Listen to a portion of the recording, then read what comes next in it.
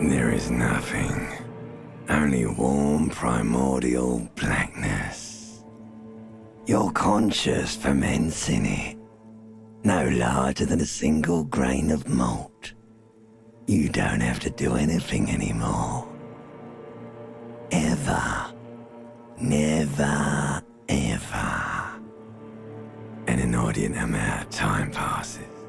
It is utterly void of struggle. No ex-wives are contained within it. You got it, sweet brother. Nothing upon nothing upon nothing. Coming right up, sir. Smooth passage. All right. Nothing down to fuck all borough. Do you want me to upgrade that to a one-way trip, sir?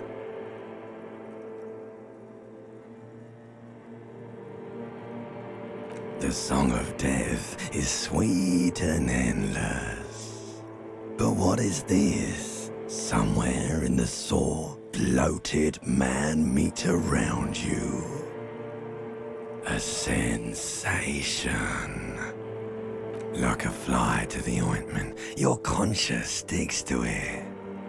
The limbed and headed machine of pain and undignified suffering is firing up again. It wants to walk the desert, hurting, longing, dancing to disco music. The stench of liquor rises from your mouth, and with it, an ungodly headache. A fiery streak penetrates your skull, trying to force your eyes open. It's a sound, a clarion call from hell.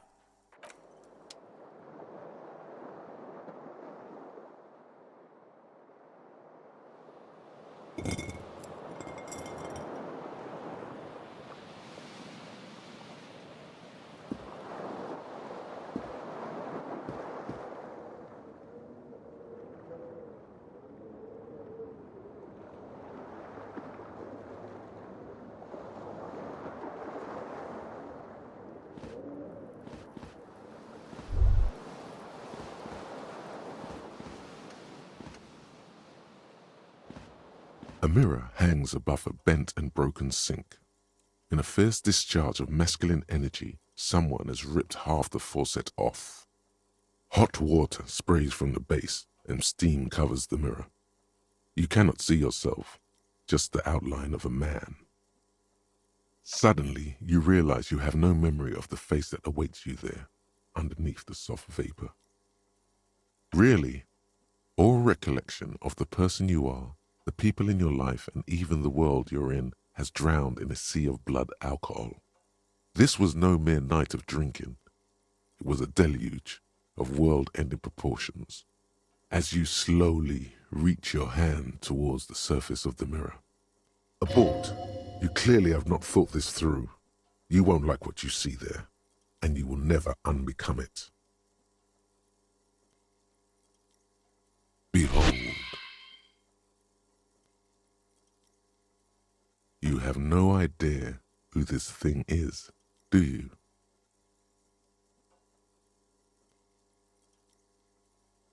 Whatever it is, at least it's dead now.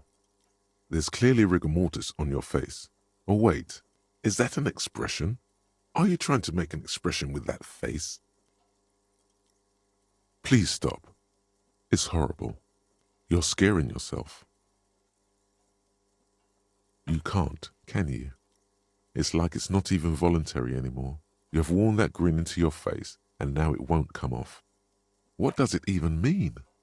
What is the emotion you're trying to convey?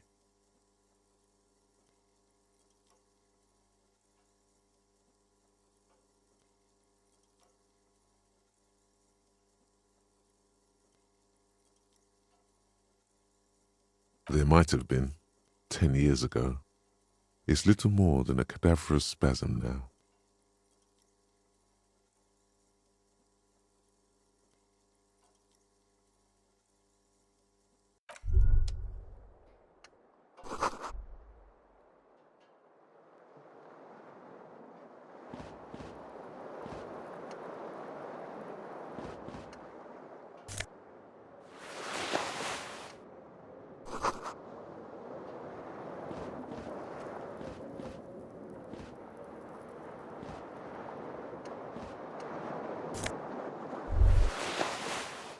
You hear a jingle. Keys are clinking in the pocket of your flare-cut pants.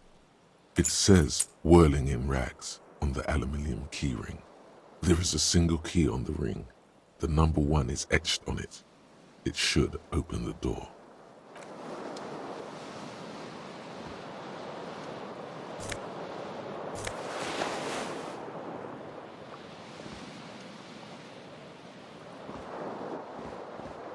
This fan has 2 chain pull switches.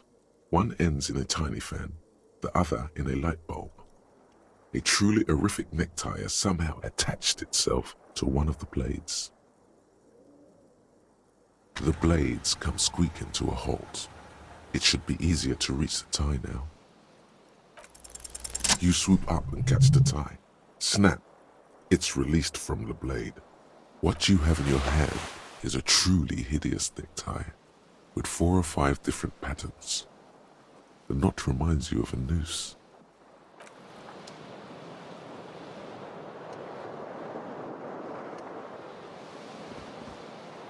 The window stands broken in its frame. Cold wind blows in. The morning light hurts your eyes. It's hazy, but you see the ocean and some war-torn buildings. The shards face outward. Whatever broke this window came from the inside. A fine web of scarring covers the back of your right hand, but none of it is recent. More likely a projectile than a held object. There are no fragments on the floor from pulling a tool back in after impact. It is too large for a bullet, yet too small for a piece of furniture. You're looking for something heavy and larger than your fist, like the green shoe that's on the hat rack in the corner, which, coincidentally, is missing its friend. Congratulations, you smashed the window with your own shoe. Now you only have one.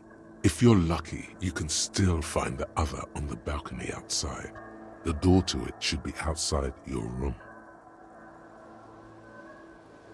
The window agrees. Its cracked smile is cold and sparkly.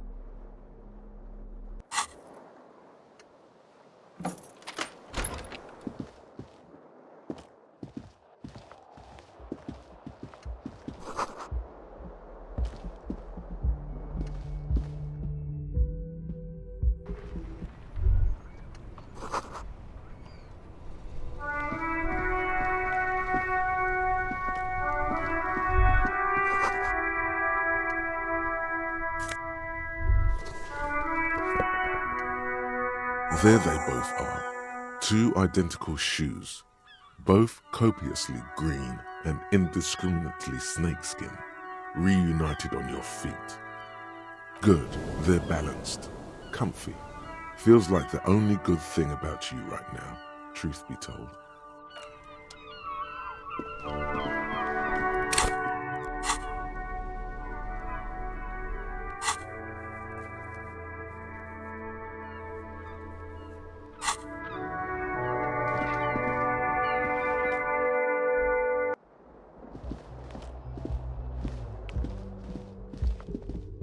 Hello, officer. The young woman raises a cigarette to her lips. Her eyes are brown and her face is speckled with birthmarks. She can't be more than 28. No. Because you're a police officer, sir. Okay, cool. I won't.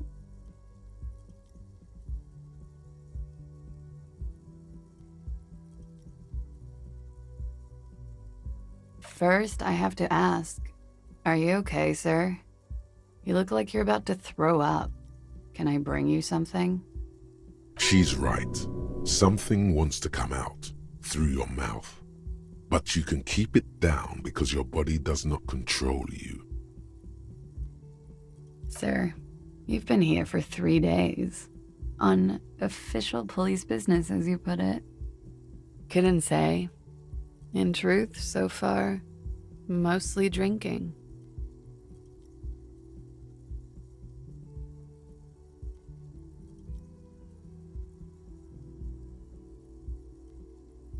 Don't be so harsh on yourself. They let almost anyone be a police officer.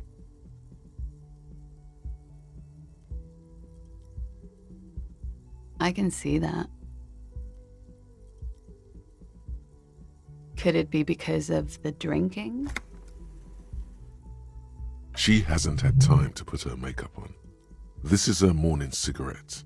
She looks tired, her beauty waning faster than it ought to at her age. Of course. Be careful, officer. They don't like the police around here. Something stirs in you as she's about to go. Call it an instinct, a need. The need to ask questions. It's like you've said the words 1,000,000 times before. She looks back at you, a light glinting off her eyes. Yes. The dock workers are pretty cocky. They think they're police enough. At least here on the coast. I can't say about the rest of the city. You're in a hostel, sir. We are in Revachol. Forever and ever. And ever and ever, out of the corner of your eye, you see the hair on the back of your hand standing on end. It feels as though low-grade lightning is coursing through you. You must be hypersensitive from the hangover. It's 51. The current century? Centuries don't have numbers, they have names. And this is the current one. Civilization has existed for 8,000 years, sir. You're right. There is nothing funny about civilization.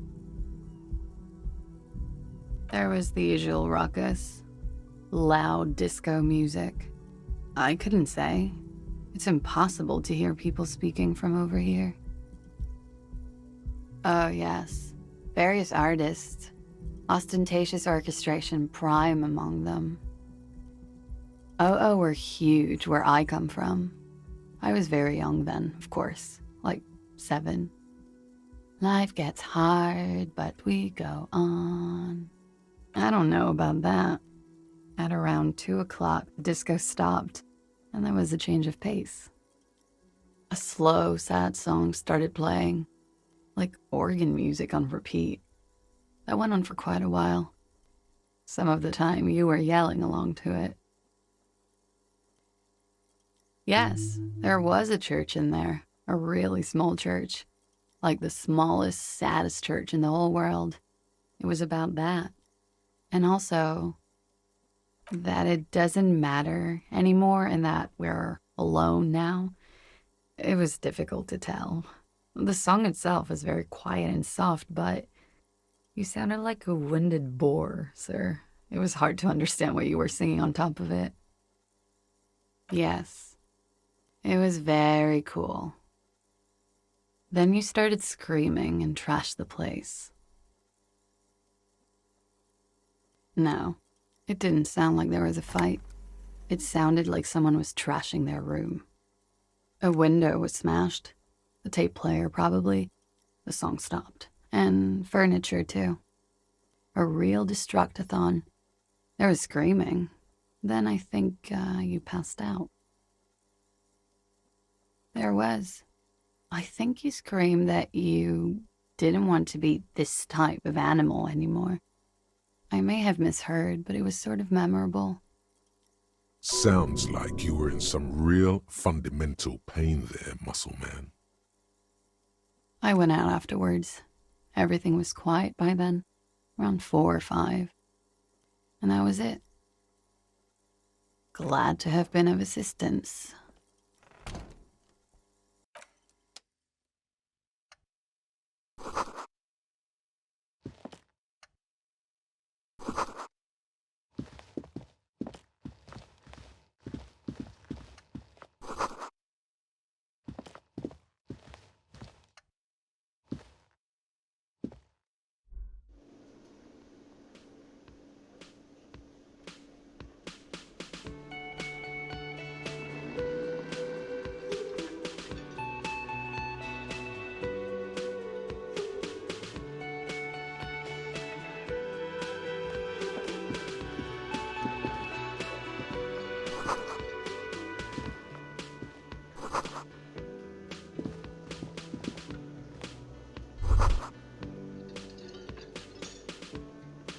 You should totally sing karaoke here, the first chance you get.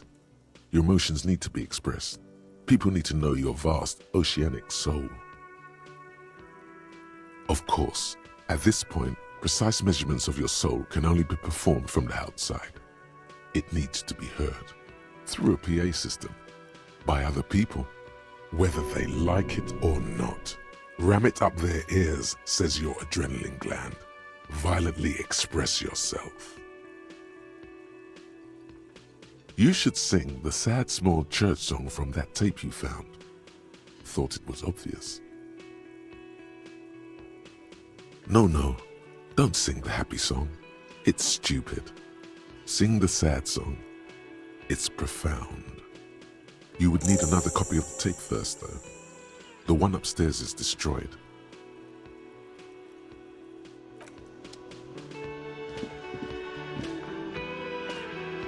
A man in his late 20s stands behind the counter, inspecting a stuffed seabird. As you approach, he gives you a sideways glance, then looks down again. That was disdain in his eyes. Even now he's purposely ignoring you.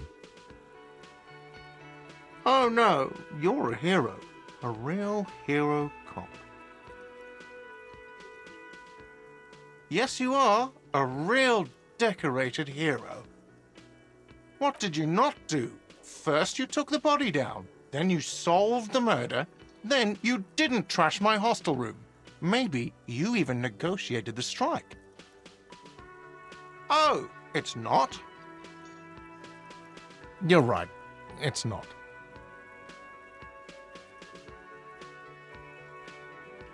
A competent work of taxidermy. The white and brown seabird lies among piles of coasters and drying mugs. One of its wings broken. The man is trying to mend it. Looks like the bird was ripped off the shield that was used to mount it, most likely on a wall. A small engraved steel tag says, "The Great Skua, Ste Koari's Skua." Look, your buddy is over there. Why don't you go and talk to him, okay? He pretends not to hear you, concentrating on the bird instead.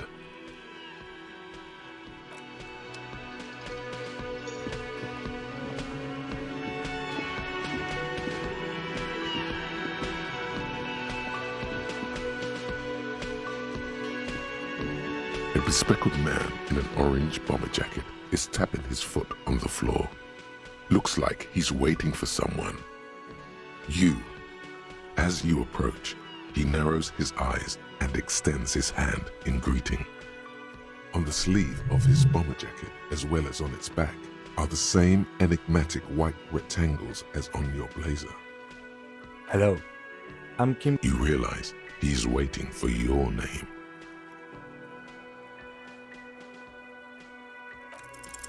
Raphael Ambrosius Cousteau.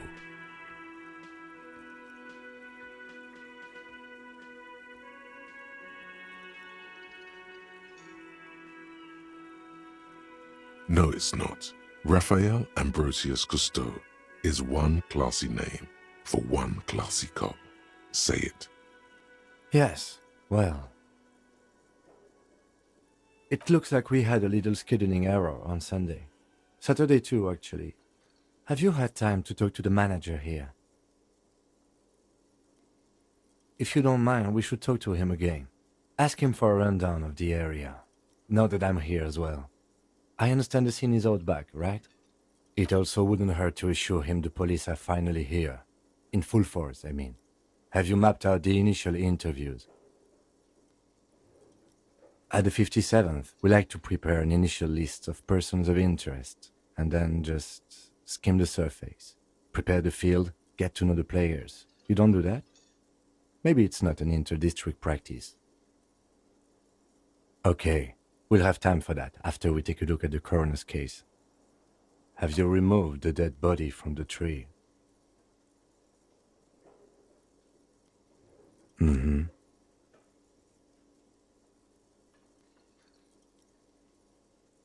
So, the body is still in the tree. This is the first time you detect a weariness in the lieutenant's voice. It is obvious he would have preferred for the body to no longer be in the tree. Where it has been hanging for 7 days straight. We should go there as soon as we are done talking to the owner. What a shame. Get to it now. Rip that body down from the tree. After it's been up in a tree for that long, any kind of ripping is inadvisable. Delicate goods, filled with stinking horrors.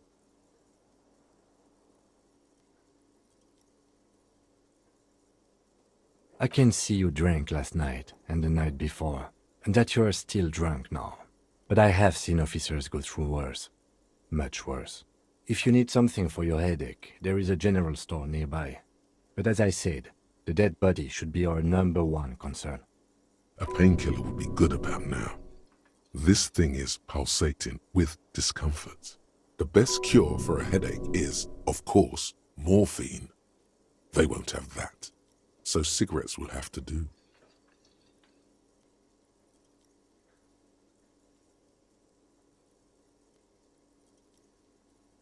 I was sent here to meet a detective from Precinct 41. You have the insignia of the Citizens Militia on your sleeve and on your back. I suppose you could be impersonating him. You could have gotten the insignia from the black market or forged it. But for now, I'm going to set those possibilities aside. I'm not from the Inspectorate General. Internal affairs, and I'm not them. I'm from criminal investigation. Yes. They're not just white rectangles. They bear a halogen watermark with the letters RCM and a pattern resembling the street grid of Revachol West. I would ask you to step into the headlights of my motor carriage, but again, it's none of my concern. I just need you to do your job. You mean you don't have a badge? Losing your identification card is a serious matter. My vehicle has a shortwave. You can use it to report your badge missing. I would advise you to locate it as quickly as possible. But getting the body down should still take precedence. We all feel that way sometimes. There is no such thing as a police officer, I'm afraid. What remains is that there is a dead body in the tree. Someone has to figure out who put it there. If we don't, no one else will. But first, we have to take it down. Talk to the manager. Then we go out back and take the body down. After you, officer. Lieutenant Kitsuragi is now in your party. You can talk to him whenever by interacting with him.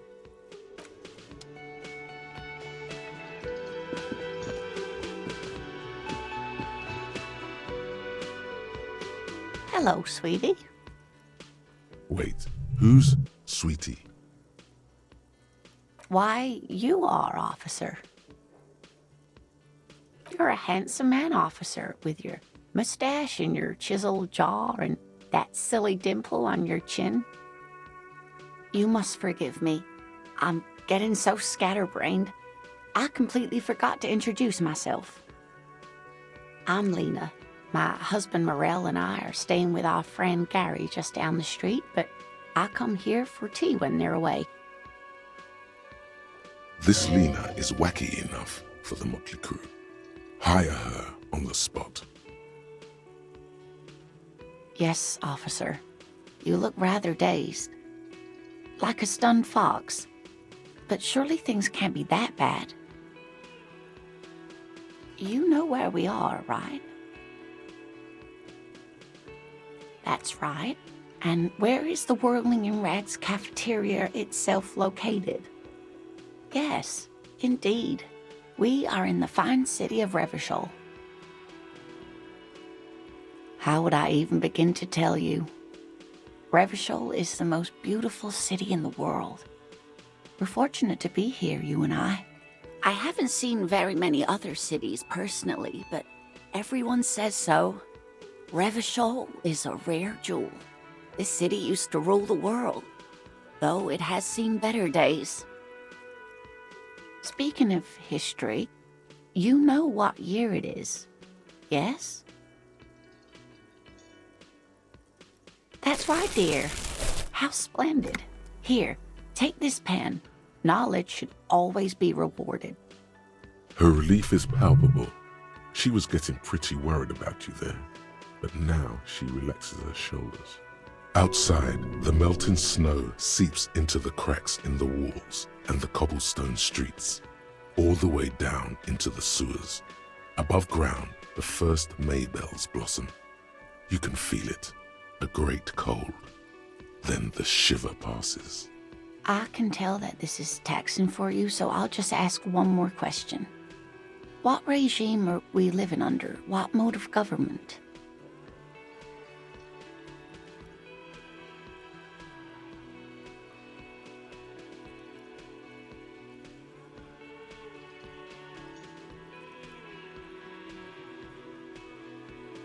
Oh, no.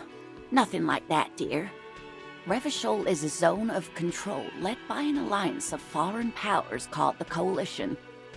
We have almost no government of our own, and certainly no matriarchy. She's trying to avoid the foreigner's part. This is because she's a woman. She may be lying to you. Oh dear, this is troubling. You really ought to know that, being one yourself. There aren't any cops in Revachol, not in the traditional sense. The status of law enforcement has been a complicated matter since the revolution.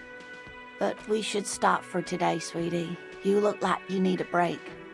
Besides, I'm not the best person to explain the big things to anyone. She's scared now. She's realized you really are brain damaged. A defeat, I'm afraid. The people of this archipelago tried to build something new, something different. The rest of the world didn't like it, so they came and ended it. This was 42 years ago. Of course, sweetie, I really don't know how to explain it better. You didn't do too well, dear. You really only knew what year it is. It does look like you're having trouble remembering things. History and places. Reality, in a word. It's very odd. A sigh. The lieutenant buries his nose in his notebook. But maybe a fresh set of eyes is what the world needs, and while I'm no doctor, such bouts of amnesia are often temporary, so I wouldn't worry too much. Someone more educated in sweeping matters. Maybe you should ask. No, I'm not an encyclopedia. I won't be a guide either. I'm a detective. Of course. Then I don't know. Someone rich, maybe? Wealthy people are educated. Though I don't know where you would find a wealthy person in Martinez. That's a good point. This doesn't look like Rich Central. Of course, dear. Good luck with your case.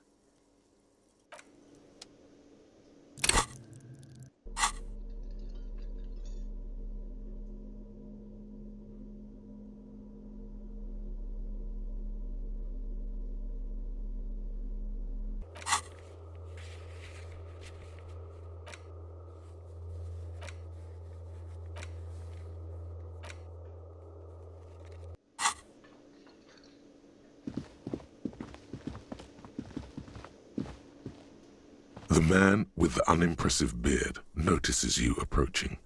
He drops the ledger he was holding and turns to the lieutenant. Mr. Gart, right?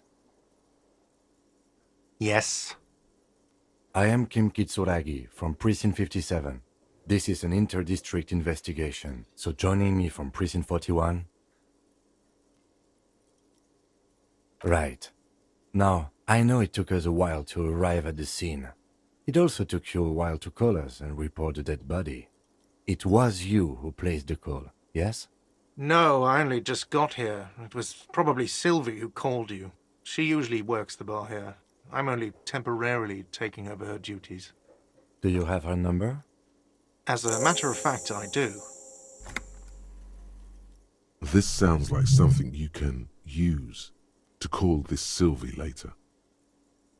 You said you just got here. From where? Are you a local? What, of Martinez? No, I live in Jamrock. I only sometimes come here to keep an eye on the place. This is just one of the many cafeterias I manage. But you still know your way around, yes? In case we need directions. Yes, I know where some things are, but as I said, I don't live here. I just used to work here. And I'm not going to start working here again, if that's what you think. I didn't imply that. Detective. It's your turn. Yes, he means, do you have questions for me, like a police officer would?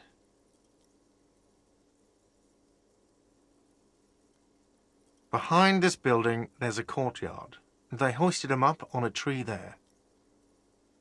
That's easy. See that door there? First you exit through that. Then, to your right, you should see a big hole in the fence. A really big one. You can get to the courtyard through there. No need for the keys. The hole is big enough for the Franco-Nigerian cavalry to fit through. I don't know who killed him. I'm not the police. That's your job. He doesn't know. He just said they hoisted him up on a tree. Who is this they? Oh, people are saying it was the union dock workers, that it was a lynching. The locals, the customers, the people who eat here, a lot of dock workers eat here. Sylvie told me everyone knows the dock workers did it. Did the debarders themselves tell her this, or is it a rumor? I don't really know. You'll have to ask her. I would suppose it's because they have nothing better to do. You mean the strike? Yes, the strike.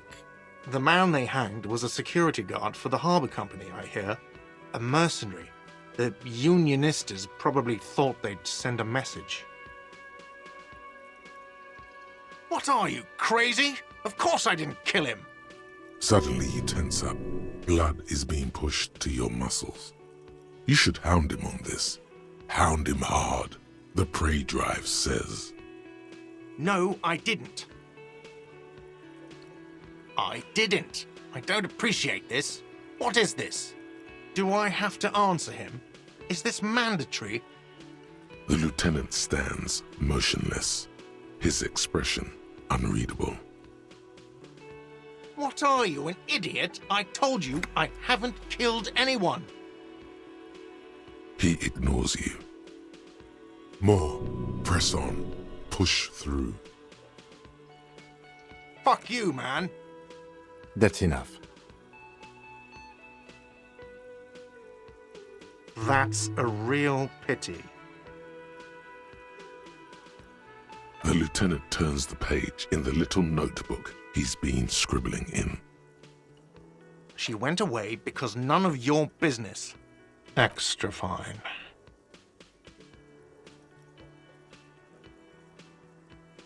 No, I'm not the bartender. I'm the cafeteria manager. That period of my life is over. Not everyone who stands behind a counter is a bartender, okay? I'm the cafeteria manager. I have 3 cafeterias I manage. 3. Get over it. Let's go. Not so fast. You owe me 130 real. Oh, excuse me. You owe me 130 real.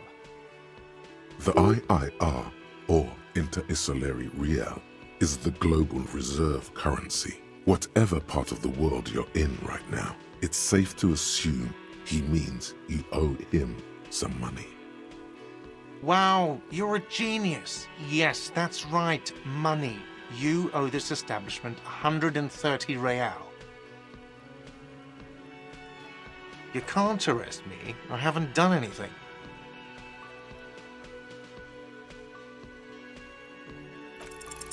From the bottom of your blue soul, a term emerges. But it's not inane. You owe me money. It is cruel of you. A man has been killed. File a request for compensation with Station 41. We need to work now. Okay, you'll only have to pay for the window and the drinks. That's 70. I'll get the rest from your stupid station.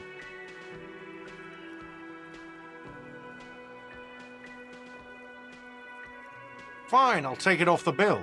You want to sleep in a post-apocalyptic shithole? Go ahead, but I'm not giving you another room.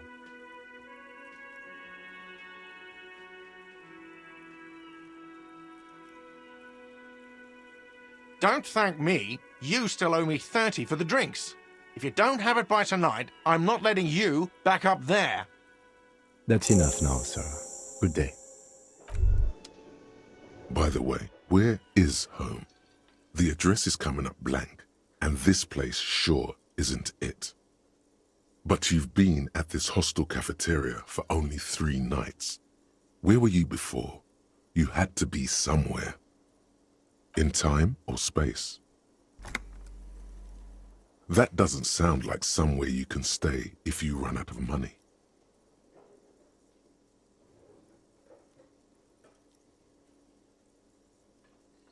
Entertain the thought when you get the time. Maybe being a hobo and a cop has its advantages.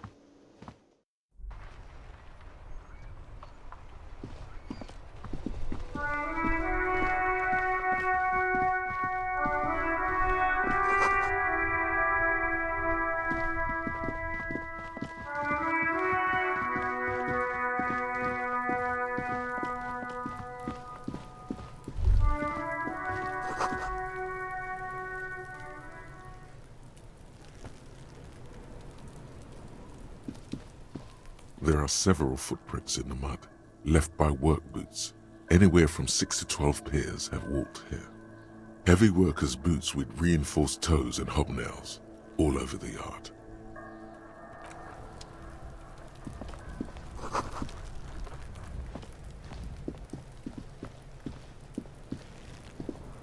The corpse looks at you with bulging white eyes.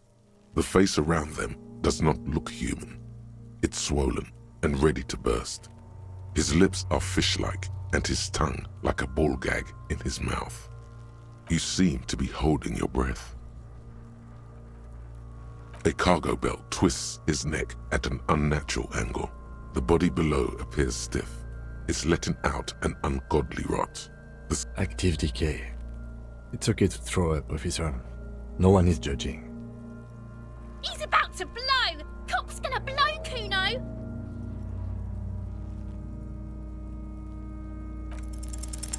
The smell is repulsive. It pushes in from your mouth, more instant and more familiar than anything you'd expected, more fever than odor. It fills your mind, flushing you from within.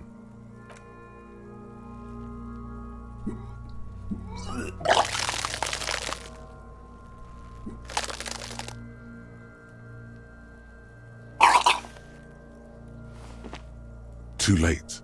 It's impossible to keep in. Your body curls and pushes it out, burst by burst, until a pool of vomit lies under your feet and your throat stings from the stomach acid. The smell of Commodore Red rises from the pool. Among it, distilled spirit and bits of shish kebab. Keep it. The hangover is clearly making this worse for you. You could use some ammonia to clear your head. There is Frit nearby, east of the hostel. They usually have a small apothecary. If they don't... There's a greenhouse here, and a gardener with a wheelbarrow on the corner of the whirling in rags. If she works here, she might have something for the smell. Acquiring ammonia will provide a modifier to the white check. Modifiers make checks easier and allow you to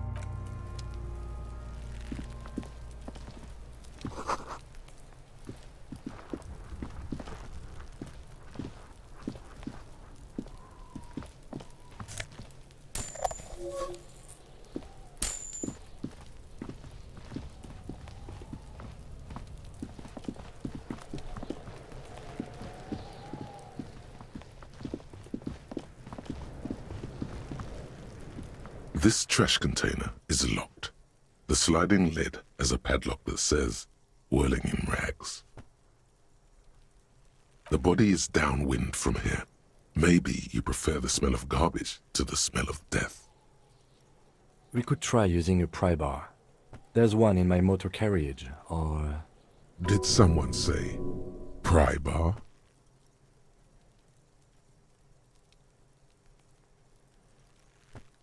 Really?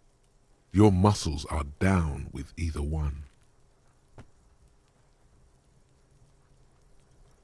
We might want to ask for a key from the manager of the Whirling in Rags. He probably has one. And he also has information. Ask the manager? Bullshit. Go straight for the pry bar and pry this baby wide open.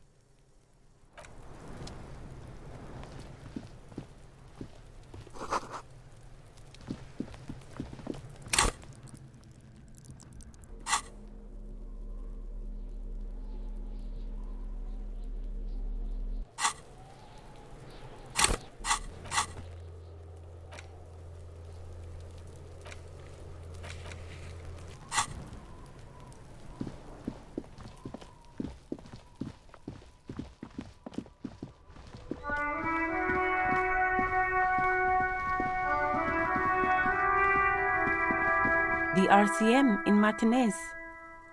What can I help you with? We don't see a lot of police around here, that's all. Of course. What can I help you with? Sure, I'm done with it. Go easy on that stuff. It gave me a terrible headache. Of course, I won't hold you back. If there's a corpse, then you're going to need those gloves for the autopsy. Sure, keep them. I have another pair. Really? None. Maybe just a tiny bit of annoyance.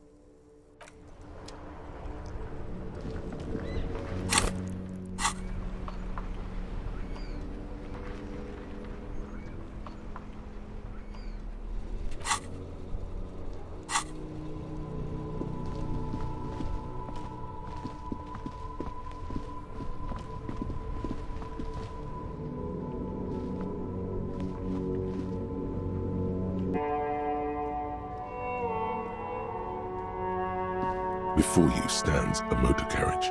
The bodywork is covered in blue and white livery, bearing the number 57. Vapor emanates from the large engine on the back of the vehicle. It hasn't had time to cool off yet. In the cabin, you are welcomed by a set of steering levers, a radio microphone on a hook, a pull-out toolbox under the seat, and the soft glow of the fuel preheater gauge. A scent of leatherwork and heavy fuel oils washes over you. A metallic drawer slides out from under the seat and clicks into place. The tools inside are neatly organized. Take what you need, officer. It's going to be a long case. I'm not protective of my tools, like some men are. He's clearly a little protective of his tools. But what can you do? Work is work. The pry bar feels nice and cold in your hand, heavier than you'd think. Cold and heavy, like truth. You feel like you're reunited with truth once more. Useful for opening all sorts of doors and lids. The handles are long and sleek. Snap, snap, go the cutters in your hand. You can do good work with these. Cut chains, locks, and ropes, especially belts. It's robust, weatherproof, and well-made. Police issue, blue. Lets you see things in the dark you would otherwise miss.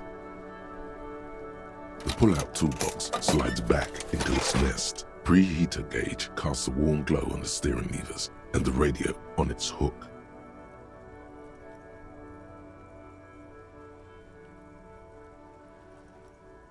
This is the Kupris Kinema, my motor carriage. You can use the toolbox and the radio if you'd like.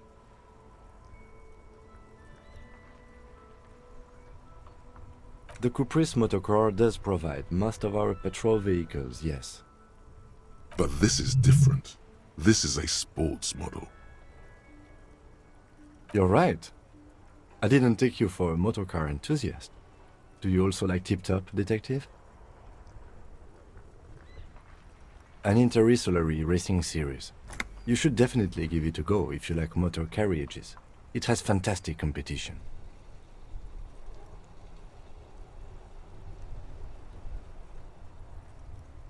No, I'm afraid not.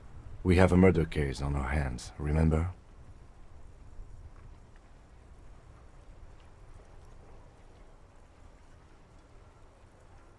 In the cabin, you see a set of steering levers, a radio on a hook, a pull-out toolbox, and the soft glow of the fuel preheater gauge.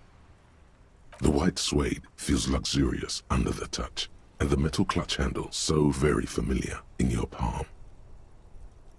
As you tap on the gauge, the indicator pin jerks as if startled. It's in the large orange sector, indicating the engine is warm. Next to the gauge is a red switch labeled heat.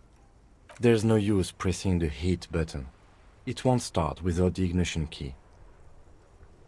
Alternative translation. Don't even think you can drive my MC. The frequency tableau lights up, and the green button labeled Prime Line glows like a feline eye. And then you hear something. The soft purr of electrical kittens, radio waves cast far and wide over the metropolis. A woman's voice greets you through the static. This is Precinct 57. Hello, Lieutenant. How may I assist you? Hello, Alice. Please assist our colleague from the 41st Precinct here. I'm putting him on. Operating the radio is easy. Just be confident. You've probably done it 1,000 times. This is Officer Alice Demetri, Precinct 57. How may I assist you? Under the green prime line, a yellow saved button catches your eye. You wonder what the lieutenant's default radio station is. As always, it's DJ Mesh and Felicio, and you're listening to Street Freaks FM, bringing you the hottest, the nastiest, the most vulgar. A flock of seagulls takes off nearby, startled by the roaring radio. Right away, the lieutenant reaches into the cabin and turns off the radio. He's not looking at you as he says, Someone must have been messing with the radio, or maybe picked up a random frequency. You wanted a prime line, right? Oh, is that what it was called? Go for it. Turn the radio back on while it's still on the Speed Freaks FM. Souped up motor carriage for one bad mama's boy, for the heavier foot and the freaky arm. God damn it! Look, it helps me to stay alert on long nights, okay? It's a method. I'm not some kind of speed freak or... You would be too if you had this motor carriage. But seriously, let's quit joking around, alright? We have a case to investigate. This is Precinct 57. Can I connect it to someone?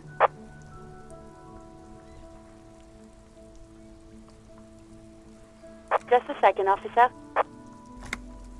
10-2, 10-5. This is 41st. Come in. Over.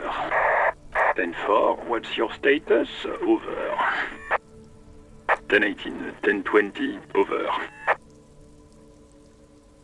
State your message, sir. Over.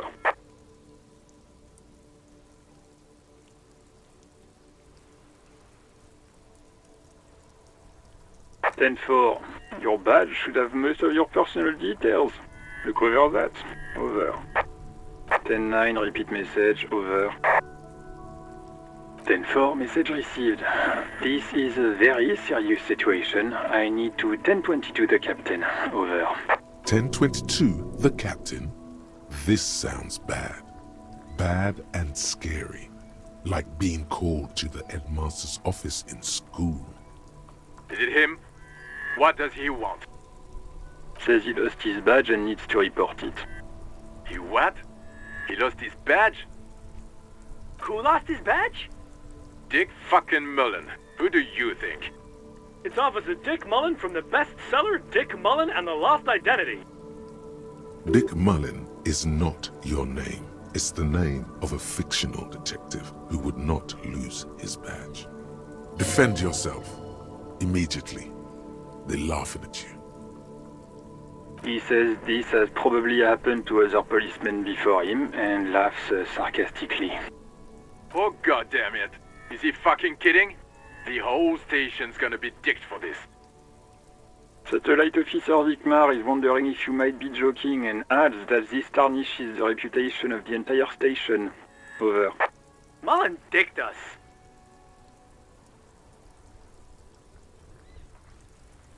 I hear you, officer. I'm just going to make a note here that you are in pursuit of your misplaced badge. Over. Fuck me. Mac, come here. You've got to hear this. Dick Mullen lost his badge. What's going on? Super Cop here lost his badge. He lost his what now? His badge. He lost his goddamn fucking badge. He asks you to please stop saying he lost his badge. Why? Did he find it? Sergeant Person was wondering if you found your badge yet. Over. You don't have a comeback.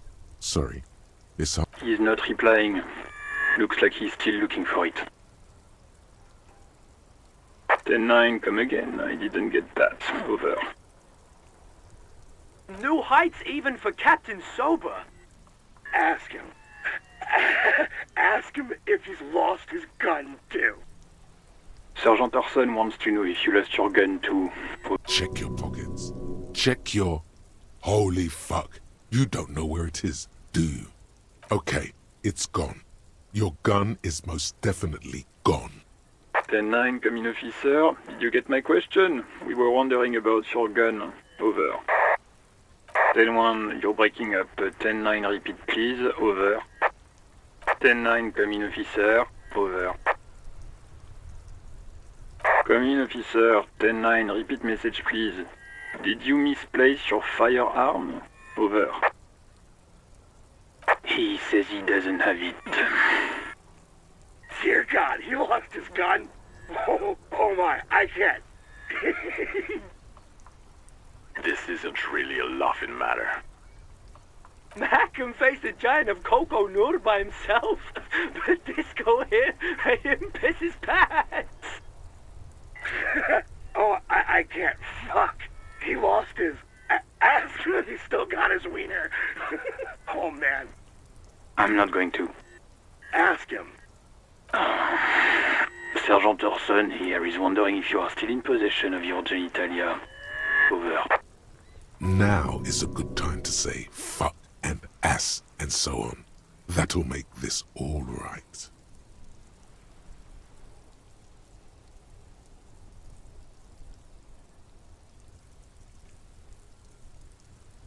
That's a negative. Not going to say that. Over. What's he saying? Share with the class. He said he sodomized your mother. The prick ate Mama's vanilla waffles at the captain's birthday party. Some nerve he's got.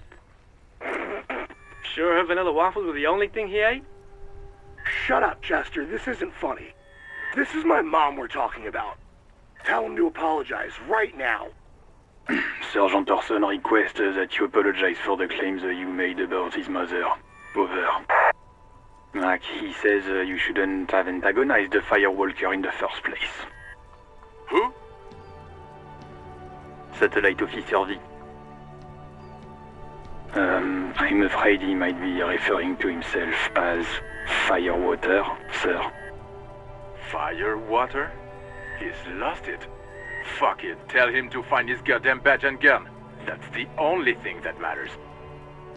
Satellite Officer V.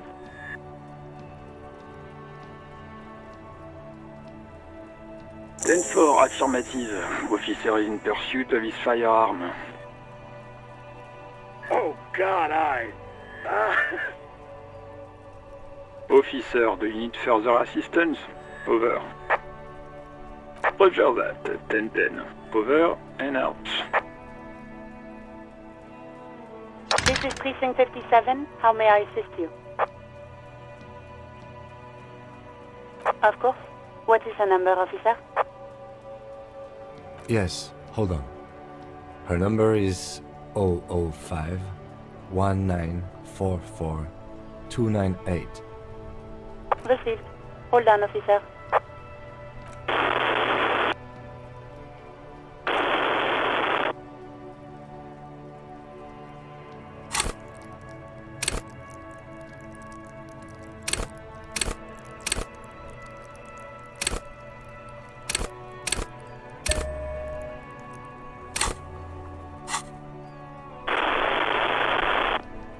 Lieutenant Kitsuragi slowly begins to tap a little rhythm with his right foot. Quite a lot of time has passed.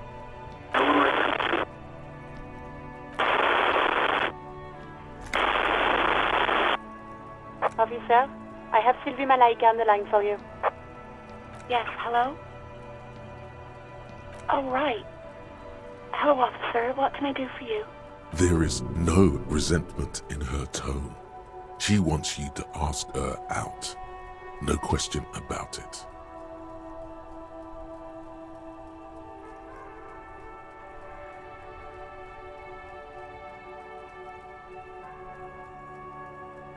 Yes, I know who you are.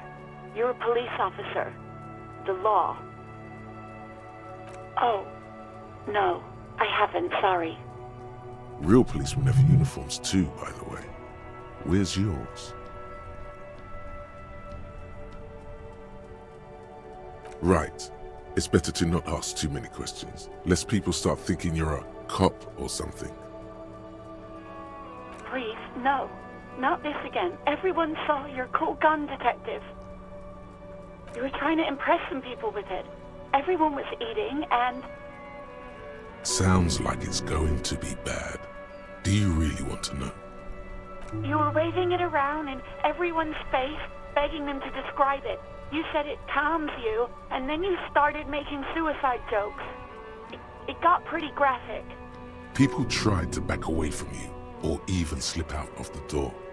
But you screamed, "I am the goddamned law, and you have to listen to me.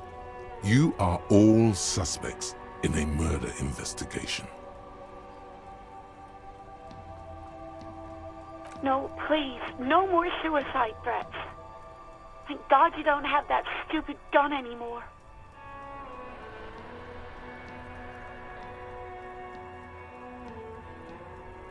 No idea. All I know is next you were waving around money instead, saying things like big butts cannot lie and guns can't buy money, but money can always buy guns. It almost looked like you pawned it, but believe me, I did not ask.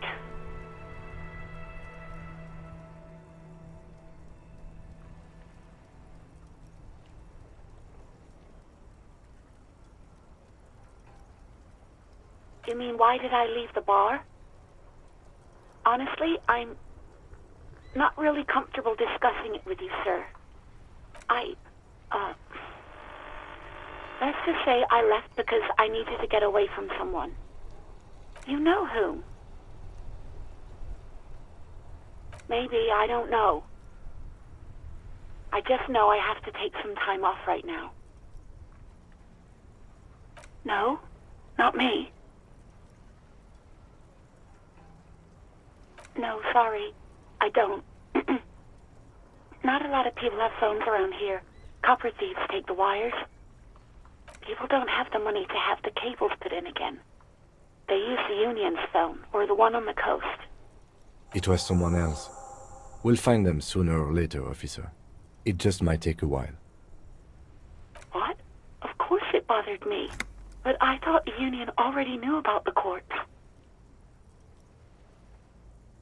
No one calls the police. The Union would get angry.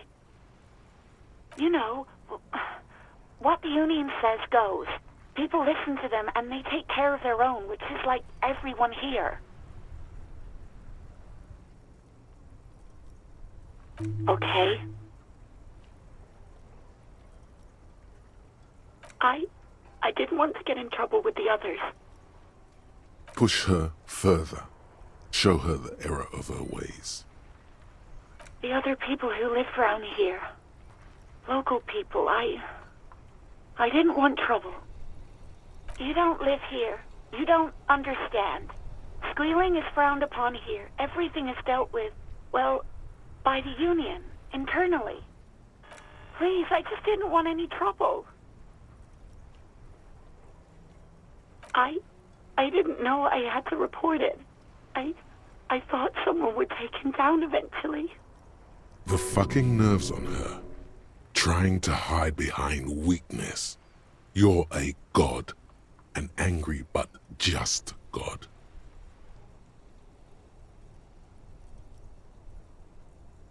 Hey, if you cannot restrain yourself, then I'll be handling the interviews from now on, and you can quietly take notes.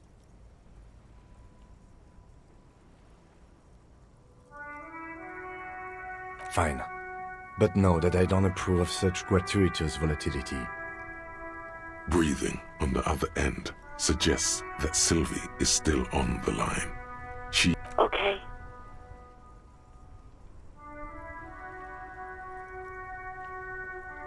I do hope so. Please, don't call me again.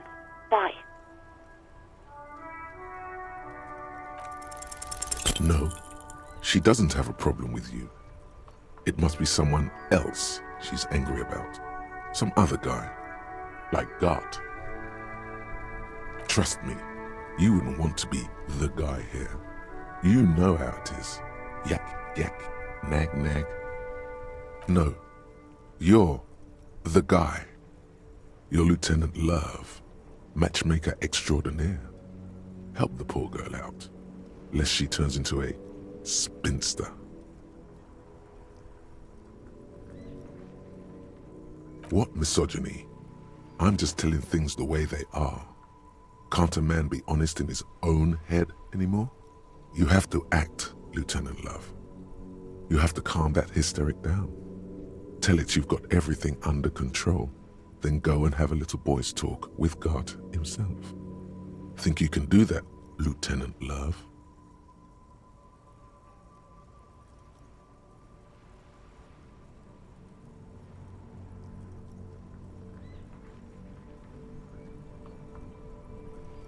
You're just a gimp. What? You want to be more empathetic? Nothing's wrong.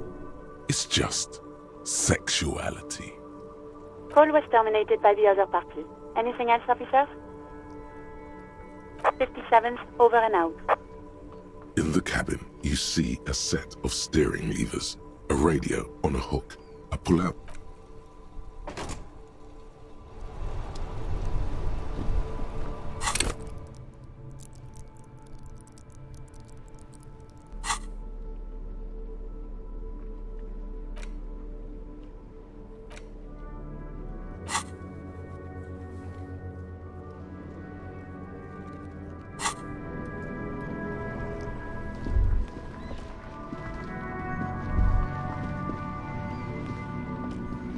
All around you, Rain falls on the great city of Revachol.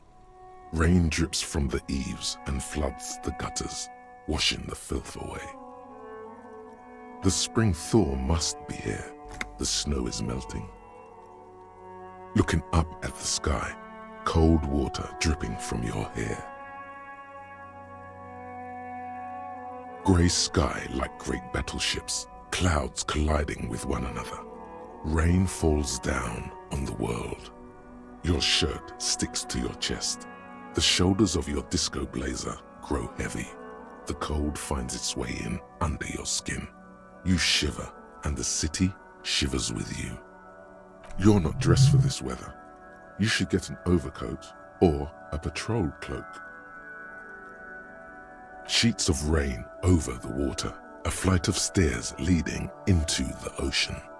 Wave after wave washing the coast of Martinaise, with its motorboats and gently swaying reeds. The ruins of a half-sunken sea fort crumble on an inlet beyond the Bay of Revachol. Ghosts rise into the sky. Your hair is an oily mess flecked with ash from neighboring coal plants. Smokestacks rise somewhere in the distance.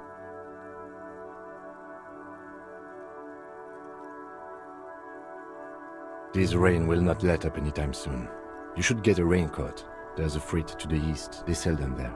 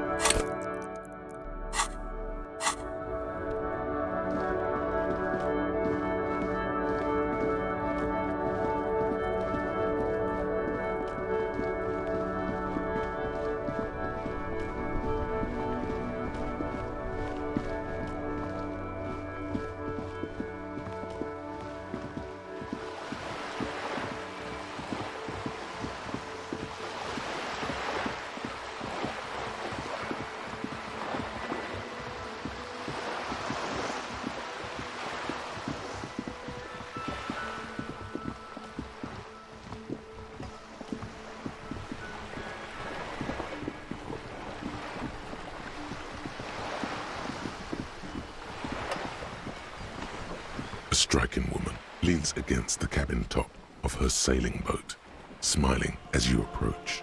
Her green raincoat glistens with droplets. A silk scarf is tied around her throat. Good morning, officers. I'm Joyce. Joyce L. Messier. I represent the board of Wild Pines, the owners of the harbor. You gentlemen must be from the RCM.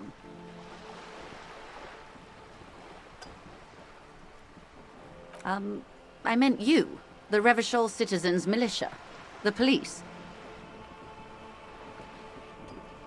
Nothing, honestly. I've said it to every drunk in town, and you're the first one who's responded. Beaton, my maiden name. I'm glad to see you here. Like steel, there is strength there. If she wanted, she could sink her nails deep into your skin. I was dispatched to handle a strike, not a lynching. Anything I can do to assist the RCM in this matter, I will, gladly. That is good to hear, madame. My colleague will take the lead on this interview. I should let you know that he is recovering from an unusual medical episode. Very unusual. But I can assure you of his ultimate competency. It happens quicker than a shooting star. But did the lieutenant just wink at you? How interesting. I wish you a swift recovery. In the meanwhile, you have my full cooperation, and the full cooperation of the Wild Pines group.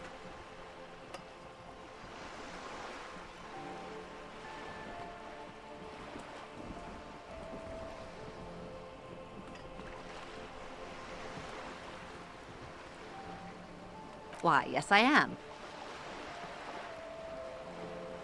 Of course there are. We're on an archipelago. How else are you supposed to get around? Yes, we are. We are on Le Caillou.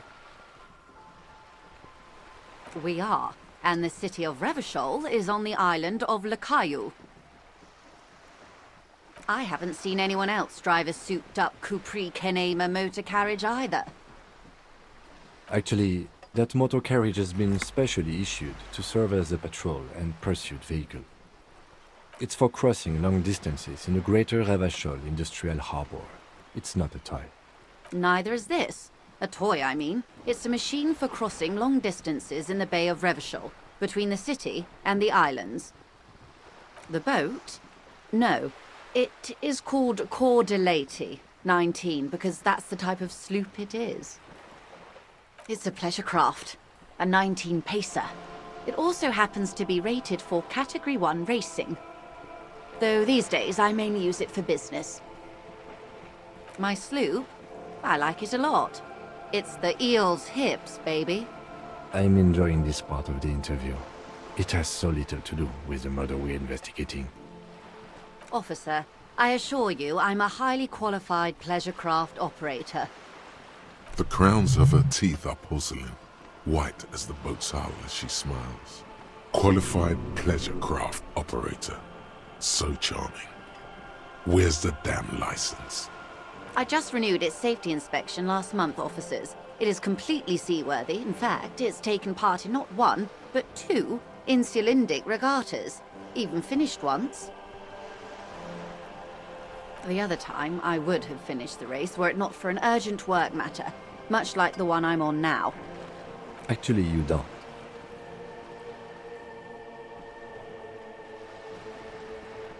The Wayfarer Act specifically denies the RCM the authority to demand anyone's operator license. It's a little-known fact among us law officials. I was just being polite. Even school children know the Wayfarer Act.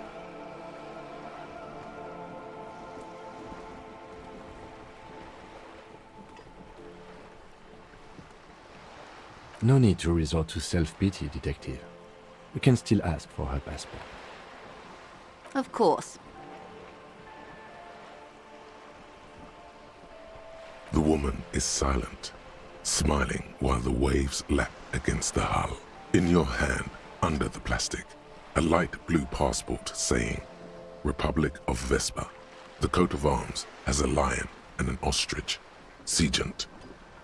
The woman, born in the year 3 in the commune of Revachol, smiles at you.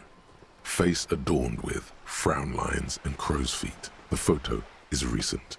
The name reads, Rejoice Leighton Messier. Yes, but please don't call me that. Joyce is much more efficient. My husband is. I have dual citizenship. A Vespertine is handier when traveling. She nods and returns the plastic bag to her coat. Good.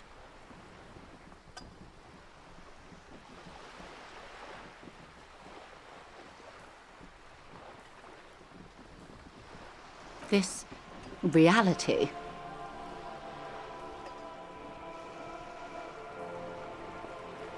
No, but please, a little context. We're not in such a hurry. What?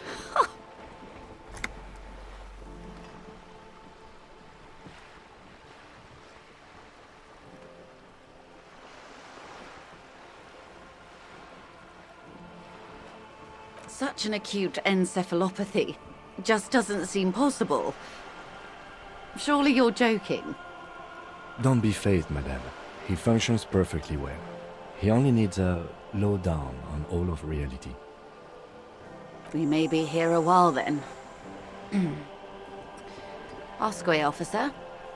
I'll help however I can. We're in Martinez, baby. A casual term of endearment popular among the 50-plus crowd. It's a disco holdover, pay it no heed. Aren't we all? Martinez is a district of Revachol. A very small district tucked away near the industrial harbour, north of the 881 and Jamrock.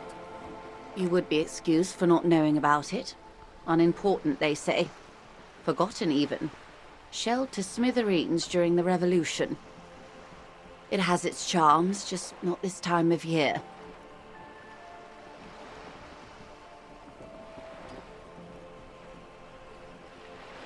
I would be happy to. What is a preposterously expensive education for, if not sharing?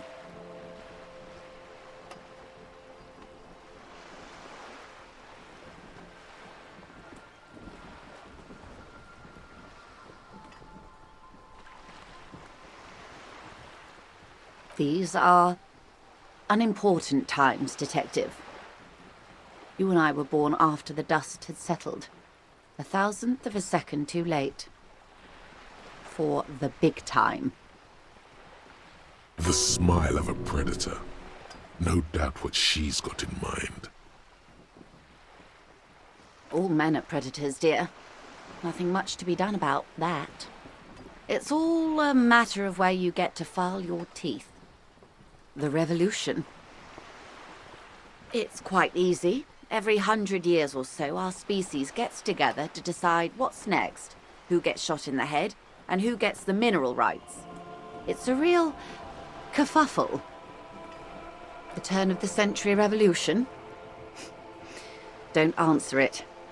It's a trick question. The revolution began in '02 on the Isla of Grad, though by the end, nearly the whole world had gotten involved. It wasn't a who, but a what. A pandemic of Zarat, a particularly virulent prion disease, which the authorities in Grad proved unable to contain. Then Mazov came along and overthrew the government. From Revachol and Grad? Not far. The world managed to cauterize itself. Mazov's government was overthrown in '08, and the coalition crushed the Revachol commune 2 years later.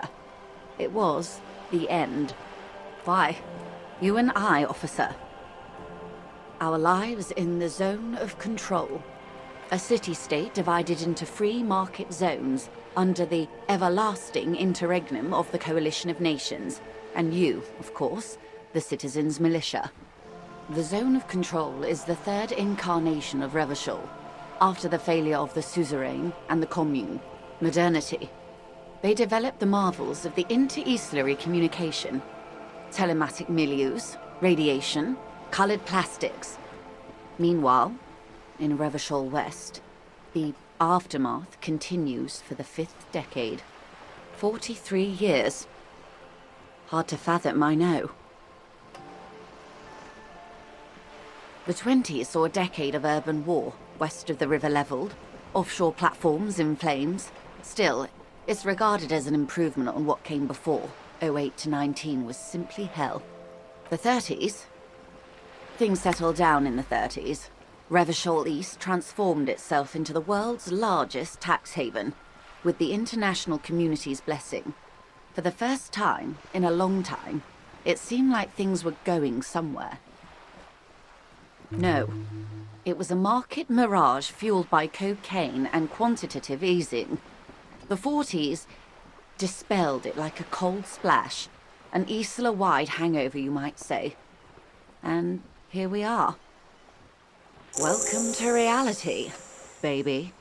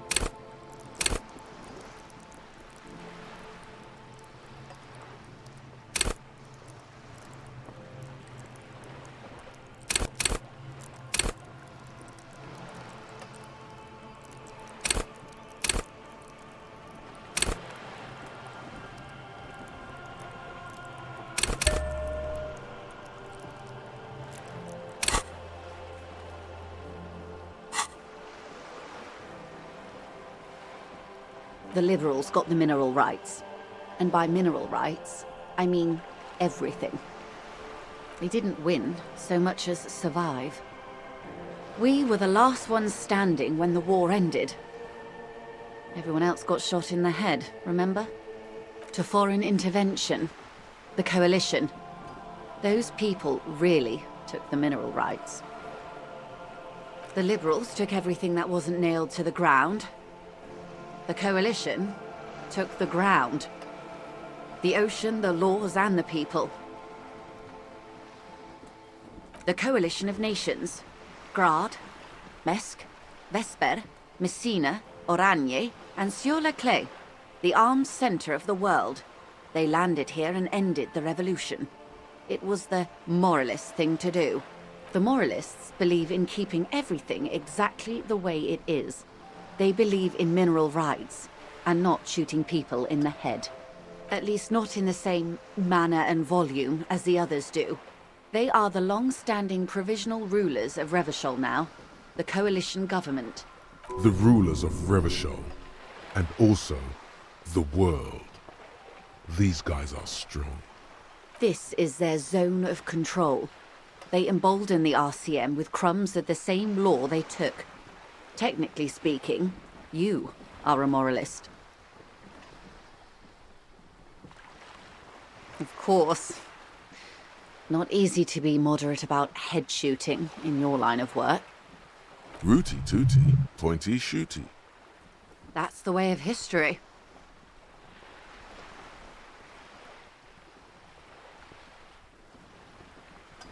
Those would be the communists. Generally speaking, 40 million people got shot in the head during the World Revolution. But the communists, they all got shot in the head. Oh, and the anarchists too. They shot them well. So well, one forgets they even existed. Did they ever? Before they got shot themselves, they shot 2 million people. Yeah, it was a kerfuffle, all right. Yes, the Insulindian deluge, they call it.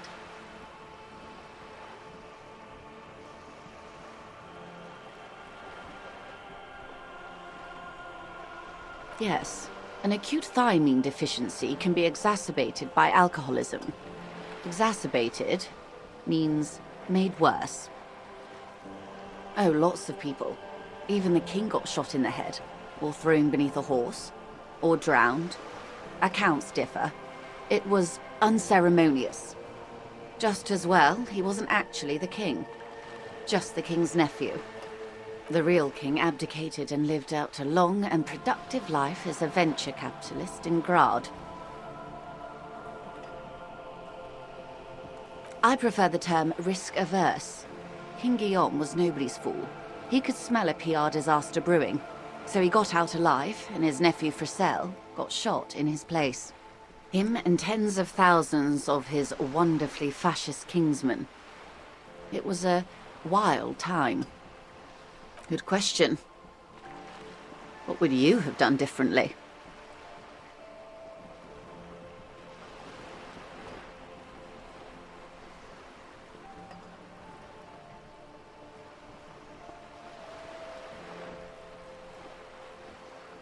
A cold creeps up your spine, reaching its tendrils up your neck, toward the back of your head. So a quarter of humanity simply lost their minds. And how would you stop a prion, a complex folding protein, unlife, with the technology 50 years ago?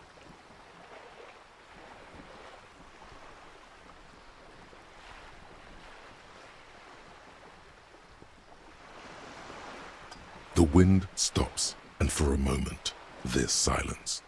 The charge dissipates into the dark water. All is quiet on the Martinez inlet. A dog barks. A gunshot echoes off the walls of some distant building. A woman's voice. There is peace in the heart. Good hygiene. Really. A very moderate solution to an extreme problem. It's those sort of half measures that doomed the authorities in Grad. When they failed to step up, Marzov and his party stepped in. In this particular case, maybe a more robust state response might have been appropriate.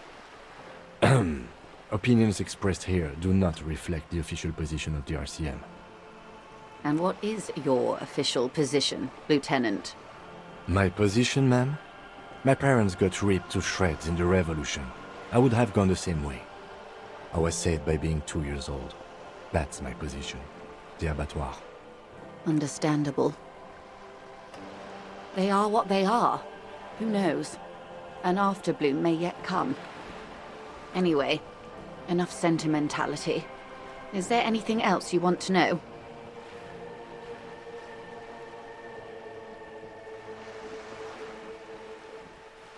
Glad to have been of assistance.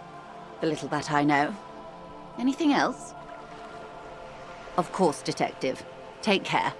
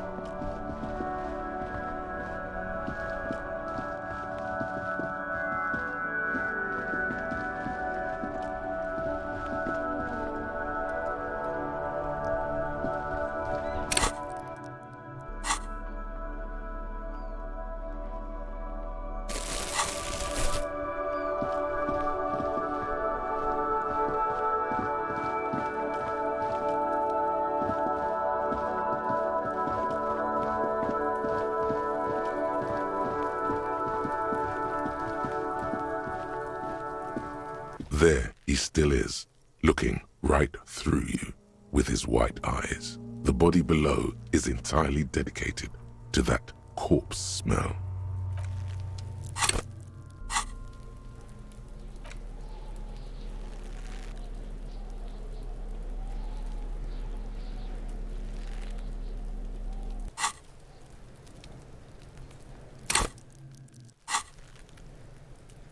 There he still is, looking right through you with his white eyes. The body below is entirely dedicated to that corpse smell. Emitting it is all. The ammonia only makes it worse. The combination forces tears out of your ducts. You manage to keep it in once. The second time, not so much. When the vomiting is done, your cheeks are wet with tears.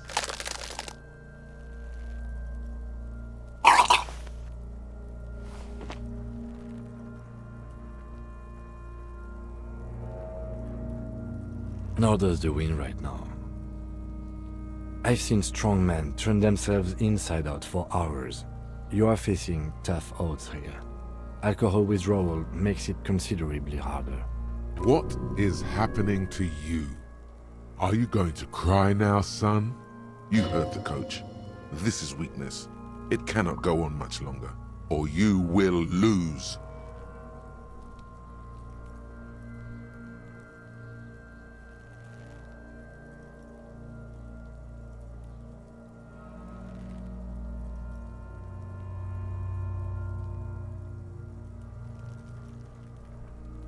An appropriate attitude. You need to get your shit together.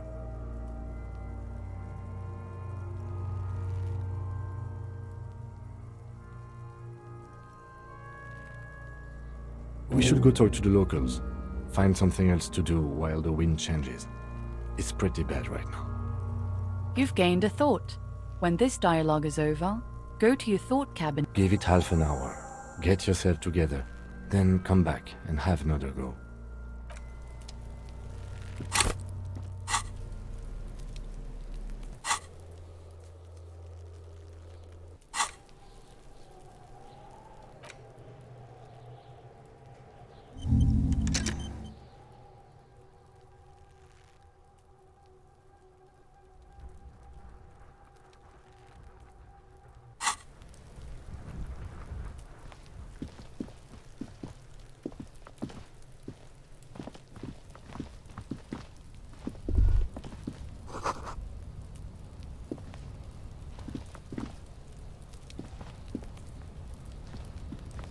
An inconspicuous pile of the roofing material, Eternite.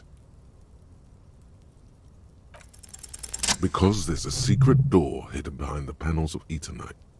That's why they're too orderly. There it is. You see a shabby little door.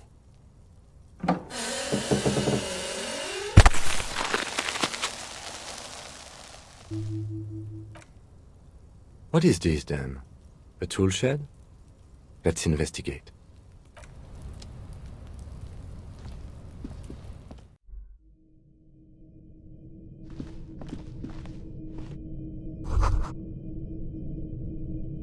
Be still, my beating heart. It's amphetamine.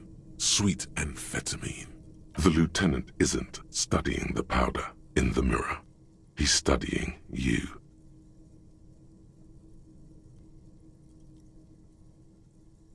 No, I'm just a regular detective, thank you very much. Perhaps not. This is below our pay grade, detective. However, see that ladder there? It's probably another way into the industrial harbor, no? A secret.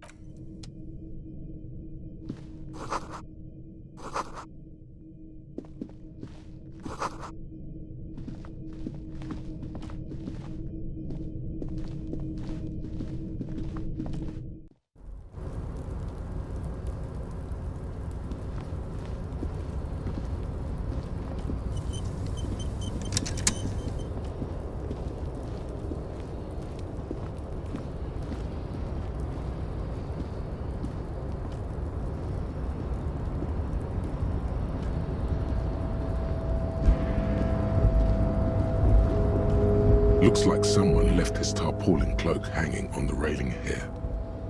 When the wind ruffles the cloak, you can most definitely see a white rectangle on its back. Yes, it's probably yours. It bears the RCM insignia, and you have a habit of being careless with your equipment. You could probably make the jump. You look like you've done some track and field in your day.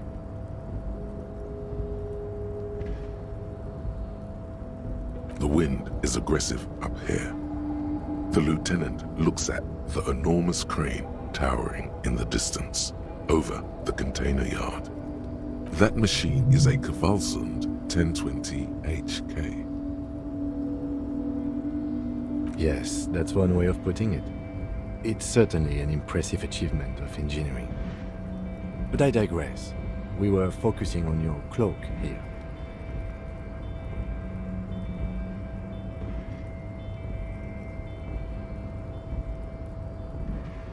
The cloak? I do think it's yours, yes. As to whether you should go for it? Well, it doesn't seem too dangerous. 2 meter stops.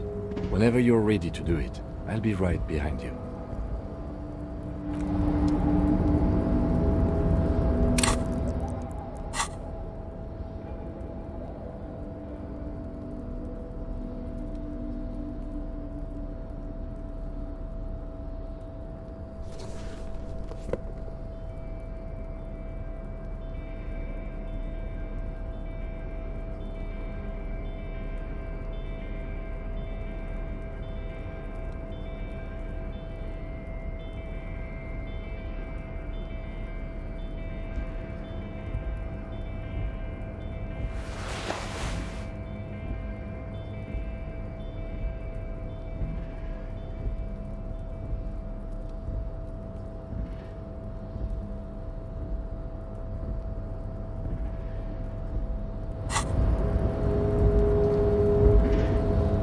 Tarpaulin cloak with possible RCM markings is still caught on the railing.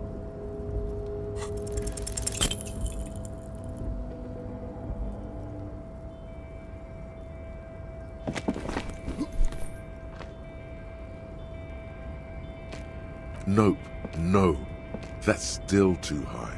What were you thinking? You're not a gymnast, you're a boxer, and you've climbed way too high up there. You could have died there. Shit. I'm failing you. This wasn't part of our deal. Hey! What happened? I understand. We can always come back when you are feeling better.